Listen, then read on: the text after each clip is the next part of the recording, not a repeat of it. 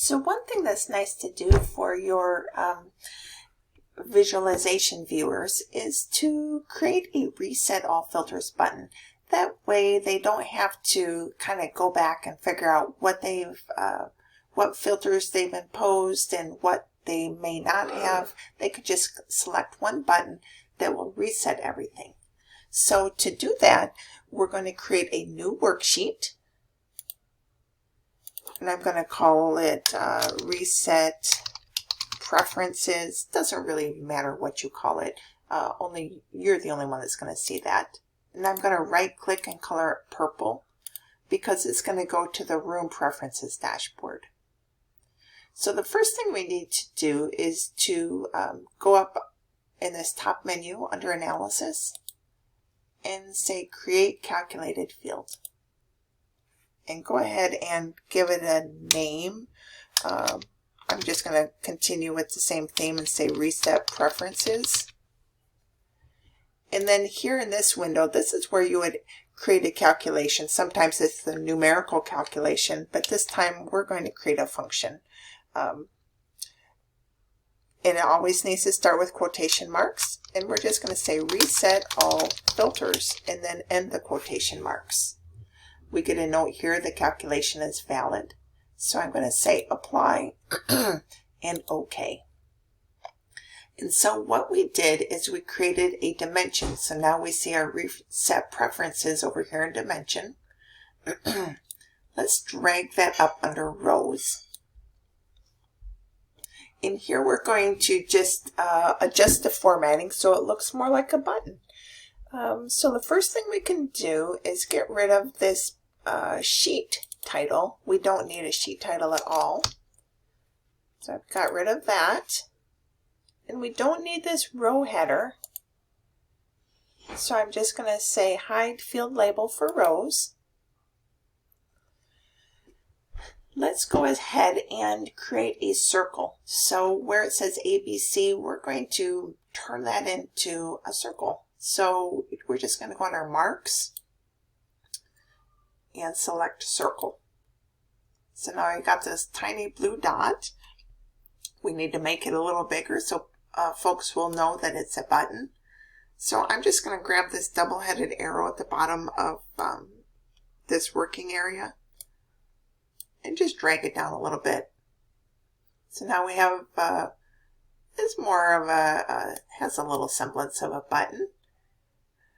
Remember, all of the visualizations in my dashboard are green to match my school colors. So I'm going to change that blue button to a green button. So I'm just going over to Marks, selecting Color, and selecting a color that I prefer. We can also increase this font size so it'll be a little more prominent on our dashboard. So I'm just going to, I'm hovering over it and I'm going to right click and say Format. Now I'm going to work over here in the formatting pane under Header, Font. I'm going to increase my font size to 15, looks good. I'm going to change the font to green. So that's pretty good. I'm going to see what it looks like if it's bold. So I'm going to go back and to my font, and now I've bolded it. So far so good. The only thing left is I'm not crazy about having these lines here on the top and bottom of my filter. You may like them. It's completely your choice. But if I wanted to get rid of the lines, I could just go up under, on the top ribbon under Format, select Lines, and let's see here. It's always kind of some guesswork what I need to do to get rid of these lines. And now that I'm taking a look at my line options over here under Format Lines, it's come to my mind that maybe it is the borders that we need to change rather than lines. So let's click on Borders and take a look around. And we've got Sheet. Let's look under Sheet under Row Divider and see what happens there. Let's change that to 0. Ah, we got it. Sometimes it takes me a lot of clicking around to find what I'm looking for. So now I'm satisfied with the format of my Reset All Filters button. So now we need to put it into our dashboard and make it active. So I'm going to navigate back to the dashboard, and I'm going to move the filters down just a little bit, like the whole filter box. And I'm going to put the Reset Filter button right here. So we're back in the dashboard. Right now we're in this formatting pane. We need to close that out. And here under Sheets, these 3 sheets that have the little blue circle, those are the ones we've already included. But now let's go ahead and put the Reset Preferences button in there. So I'm just grabbing that and dragging it around. And it defaulted over to here, which I'm not satisfied with. So I'm going to just back up. I wanted to really, I just kind of forgot what I was doing for a minute. I want to go down to the bottom and say I want it to be a floating item. Now let's try that again. I'm going to bring Reset Preferences over to here, resize it a little bit. So that's what it's going to look like. But you can see if we change some of our settings, the reset button doesn't do anything yet. We have to tell it what we want it to do. So it's a good idea if you have a lot of filters to quick jot them down on a piece of paper. So I'm doing that right now. So we've got AY, month, room type, room number, student or live staff, and active versus no-shows. I'm just jotting these down because sometimes if you have a lot of filters, it's hard to remember, and sometimes the screen is covered up in places, so it's hard to remember what you have. So now I'm going to click in the Reset All Filters area so that it's it's highlighted. It's like our active working space. And now in the upper top part of the dashboard, or of the Tableau, we need to select Dashboard. Scroll down about 2/3 of the way down to Actions. And we're going to just say Add Action. And we're going to add a filter. So we're adding a master filter. So let's select that. Give it a name. Doesn't really matter what you call it. I'm just going to say Reset Preferences just to keep on with the same thing. And so the source sheet, that is the name of your button. So deselect everything, just keep your button. Over here, run action on select. That means run action when somebody presses the Reset Preferences button. And then we want the action to take place on all 3 of the visualizations, or all 3 of the worksheets associated with this dashboard. So that are all 3 worksheets except deselect the Reset Preferences. Okay.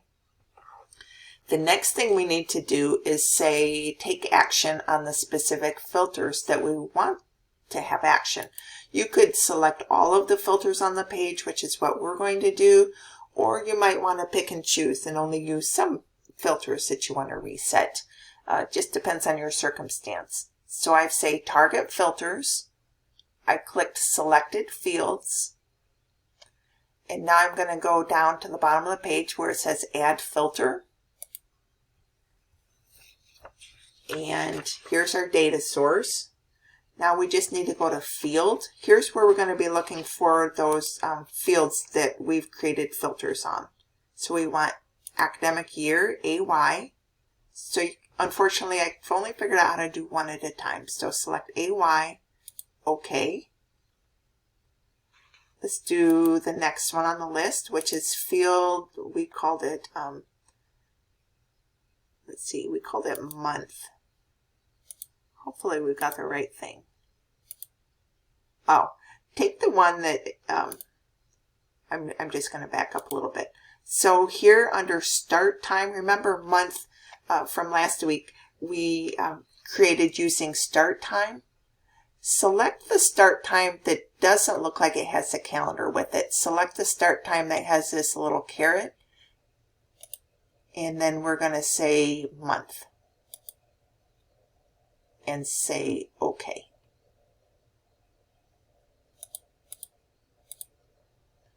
And then we need to do room type, add filter. Let's see, there's room type.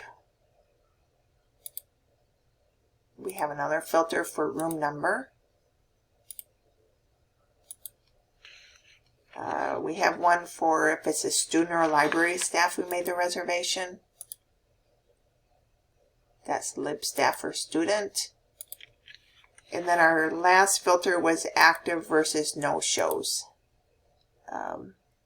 And in the data set is called active reserve. So I select that.